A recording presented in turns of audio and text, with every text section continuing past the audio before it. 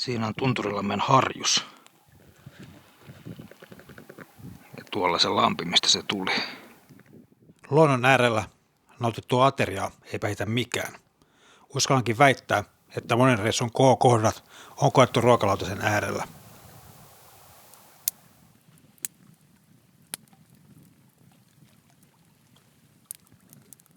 Ruoka on siitä mielenkiintoinen asia, että siihen voi suhtautua sekä numeroina että makuna.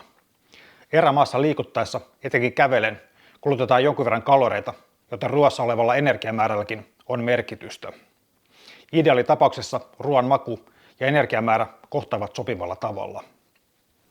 Mutta ennen kuin mennään syvemmälle retkiruokien maailmaan, niin tarkastellaan hetki, minkälainen voi olla energiakulutus vaelluksen aikana. Rupeaa moottori taas käynnistyä, kun pitää lähteä rymyymään tänne. Pulssikin varmaan ihan hyvä. 191, se on ihan ok. Olen käyttänyt sykemittaria muutamilla vaelluksellani ja mitannut, minkälainen on energiakulutukseni erilaisten vaelluspäivien aikana. Jos pistetään kello vielä. 3250 kaloria mennyt. Itselläni 5 tunnin kävely raskaan ringan kanssa kuluttaa keskimäärin noin 2900 kilokaloria. Kulutus vaihtelee paljon riippuen maaston vaativuudesta, rinkan painosta ja vauhdista. Kun tämän päälle lisätään muu päivän aikana oleva kulutus, voidaan todeta, että energian kulutus päivän aikana on merkittävä. Olen mitannut energian kulutusta myös yhden kalastuspäivän aikana. Kävelin kerran päivän ilman rinkkaa ja mukana oli vain kalastusvälineet ja pienet eväät. Matkaa tuli eri kalapaikkojen välillä noin 20 kilometriä ja aikaa siihen meni 9 tuntia 30 minuuttia. Siinä on mulla läskitaulukko. Siinä näkyy kuinka paljon kaloreita on palannut koko reissun aikana. Tämän kalastussession aikana energian kulutukseni oli 4256 kilokaloria. Tämä on suunnilleen saman verran kuin jos juoksisin maratonin. Kannattaa muistaa, että nämä luvut ovat vain ääriarvoja. Otin kuitenkin mukaan tämänkin luvun, sillä se antaa jonkinlaista viitearvoa siitä, miten kovaa erämaassa liikkuminen voi pahimmillaan olla. Jos haluaa arvioida omaa kalorinkulutustaan, niin netistä löytyy useita laskureita, joilla tämä laskeminen onnistuu. Eräreissulla, jolla liikkuminen on vähäisempää, energiakulutus on luonnollisesti hieman pienempi. Esimerkiksi veneellä tehtävillä reissuilla ei kaloreita pala yhtä paljon kuin kävellessä. Tällöin ruoan valitseminen reissulle on helpompaa, eikä kalorien kulutusta tarvitse juurikaan miettiä. Itselläni on jopa taipumusta pieneen painon nousuun, kun moottorilla tehtäville reissulle ottaa mukaan suuren määrän herkkuja. Noin vähän. Tää on ihan sikailu. No, ei se oikeasti mahu enempää.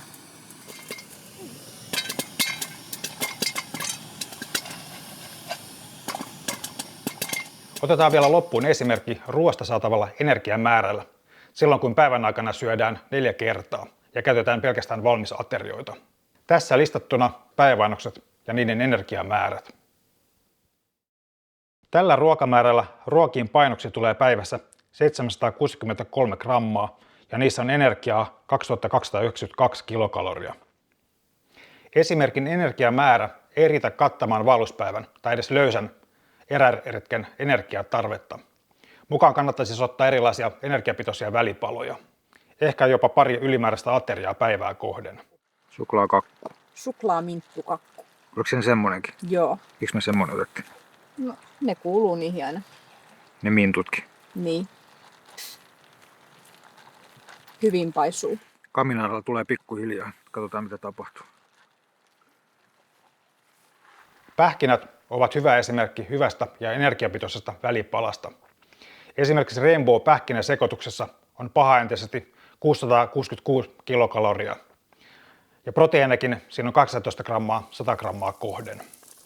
Hyviä energialähteitä ovat myös erilaiset jauheet ja patukat. Siinä on eräklassikon valmistus alkamassa.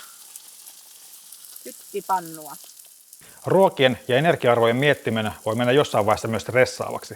Kannattaa muistaa, että tätäkään asiaa ei tarvitse ottaa liian vakavasti. Hyvä perusruoka riittää eräreissullakin pitkälle.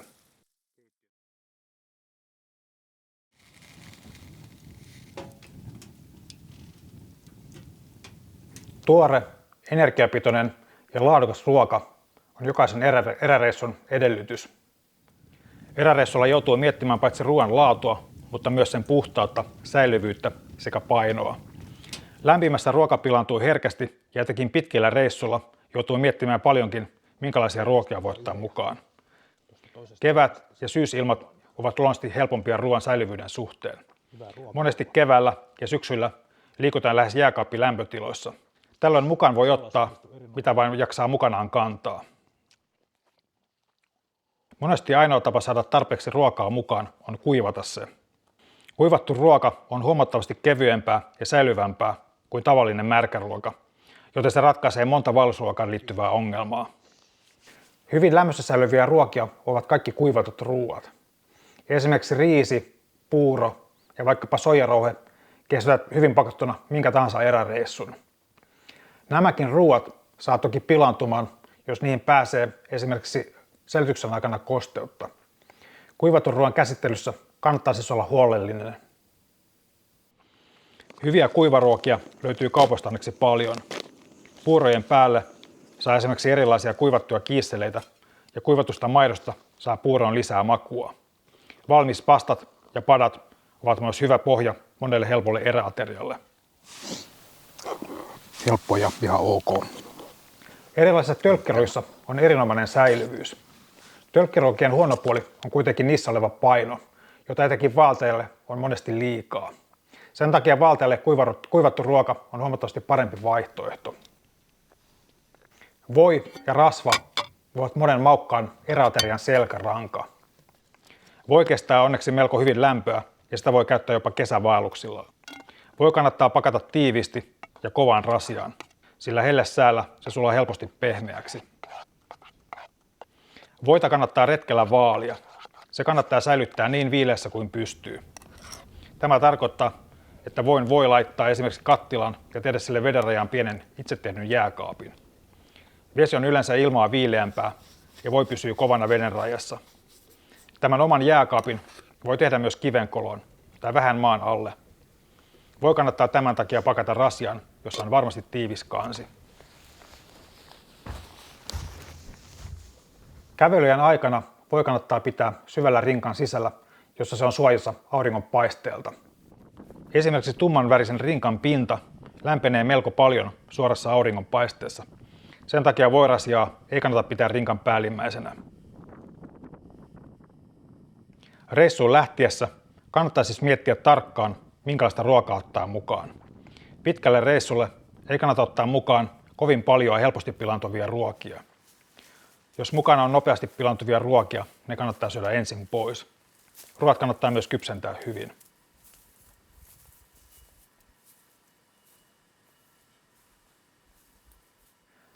Puhtaan veden löytäminen tai saaminen on jokaisen ruoanteon perusedellytys.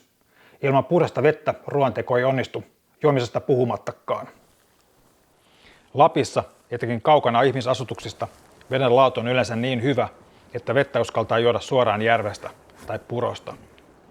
Ihmisasutusten lähellä saasteita on yleensä enemmän, niin silloin kannattaa käyttää jotain vedenpuhdistusvälineitä. Vedenpuhdistusvälineet ovat sen verran keveitä, edullisia ja helppokäyttöisiä, ettei ole oikeastaan mitään syytä olla käyttämättä niitä.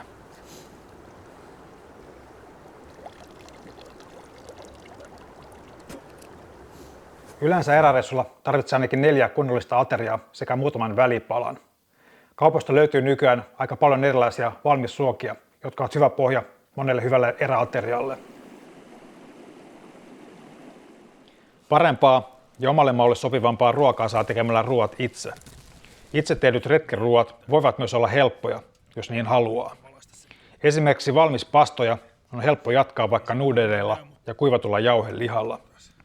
Jos kokee jauhelijan kuivauksen liian vaikeana, niin silloin voi mukaan ottaa korvikkeeksi vaikka soijarouhetta. Semmonen sotku, riisiä ja papuja ja soijaa ja Tällä pitäisi nyt sitten ilta selvitä ja kaikki on loppujen lopuksi itsestä kiinni ja siitä, miten paljon haluaa vaivaa nähdä.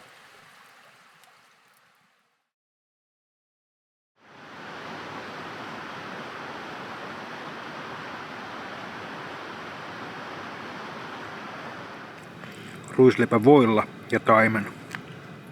Ja leivässä on hampaanjäljet. Ja maisemat on jees. Ahkera retkeilijä löytää myös maittavaa ja hyvää ruokaa luonnosta. Suomen metsät pursuavat erilaisia marjoja ja sieniä, joita kannattaa hyödyntää ruoanteossa. Esimerkiksi mustikat ovat helppo ja hyvä lisä monen aamupuuroon. Lapin reissulla myös hilla on erinomainen lisä puuroon tai ihan muuten vaan syötäväksi.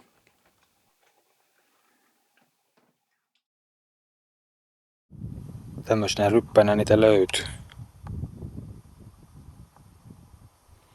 Ne, jotka tuntevat erilaiset sienet, voivat tehdä niistä erinomaisia lisukkeita ruokaan. Sienikastike sopii hyvin esimerkiksi paistetun kalan kanssa. Yksi omista tunturiateria-klassikoista on paistettu taimen, perunamussi ja voissa paistetut tatit. Kerrassa on erinomaista vaellusruokaa.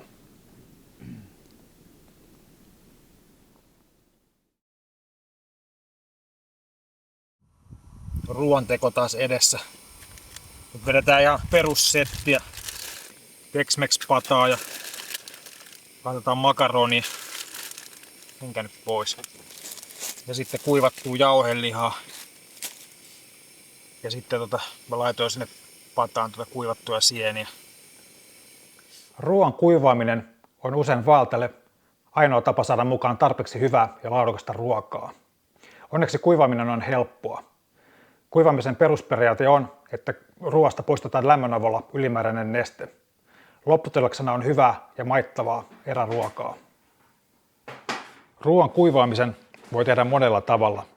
Internetin syövereistä löytyy erilaisia ohjeita, millä lämmöllä ja miten eri ruokia voi kuivata. Jotkut suosivat esimerkiksi jauhelihan suolaamista ennen kuivaamista ja jotkut taas maustamista vasta ruoantekovaiheessa. Erilaisissa ohjeissa ruokien kuivauslämpötilat hieman vaihtelevat. Jotkut käyttävät uunia ja jotkut käyttävät kuivuria. Tästä ei kannata pelästyä. Ruoan pystyy kuivaamaan myös helposti kotikonstein. Ruoan kuivuminen ei ole 1 tai 2 asteesta kiinni. Nyt mä kuivaan grillattua broileria, jota mulla on tässä reilu kilo. Tässä on 1 kokonainen broileri ja 2 koivipalaa. Ja tällä kertaa mä grillaan ne tämmöisessä kuivurissa. Katsotaan miten se onnistuu. Tämä on erinomainen tuote. Tämä on suhteellisen kuivaa jo valmiiksi ja tämä kuivuu nopeasti. Mutta ennen kaikkea tämä on törkeän hyvän makusta. Tässä on hyvät mausteet jo valmiiksi ja toimii erinomaisesti tuolla erämaissa, vaelluksilla ja eräretkillä. Unboxataan tämä ja ruvetaan hommia.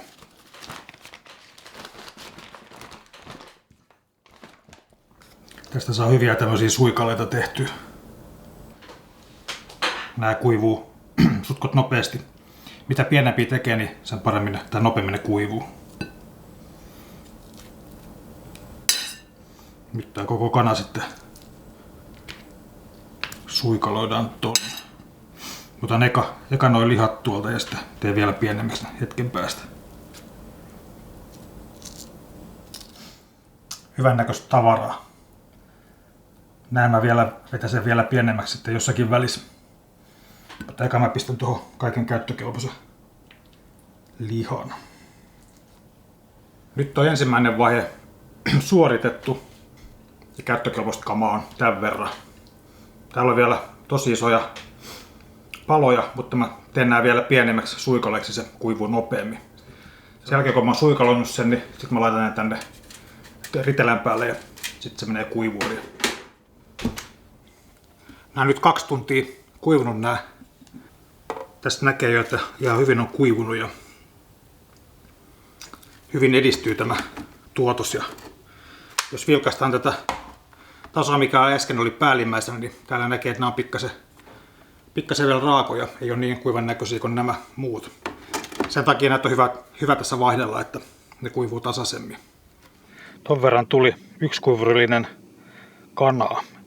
Pitkiä suikaleita ja kuivaako mikä. Aikaa kuivaamiseen meni noin 6 tuntia.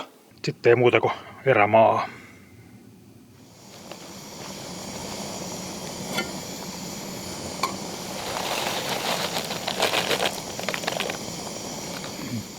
Kuuden tunnin kävelyn ja ilman ruokaa, niin aikamoisen hyvältä maistuu juustopasta kanan suikaleella. Kuivattuja ruokia kannattaa liottaa hetkennen käyttöönottoa, jolloin kuivattu ruoka ehtii imeä itseään nestettä ja se saa enemmän massaa. Liotusaikaan löytyy tietysti monia mielipiteitä, mutta käytännössä reissussa oleva tilanne määrittää sen, kuinka pitkään ruoka ehtii liota. Itse olen käyttänyt 2 tapaa kuivatun lihan käsittelyssä. Niinä päivinä, kun tiedän varmuudella syövättynä kuivattua lihaa, olen laittanut lihan aamulla kostumaan erillisen muoviastian ja kantanut tätä mukanani siihen asti, kunnes teen ruokaa. Toinen tapa, jota olen käyttänyt, että kun olen tullut leiripaikalle, olen laittanut heti lihan kattilaan turpoamaan. Kun leiri ja muut tavarat ovat kasassa, olen aloittanut ruoan valmistamisen. Tässä tapauksessa liha ei ole ehtinyt likoamaan kuin 1-2 tuntia, mutta se on ollut myös riittävä aika syömisen kannalta. Uma.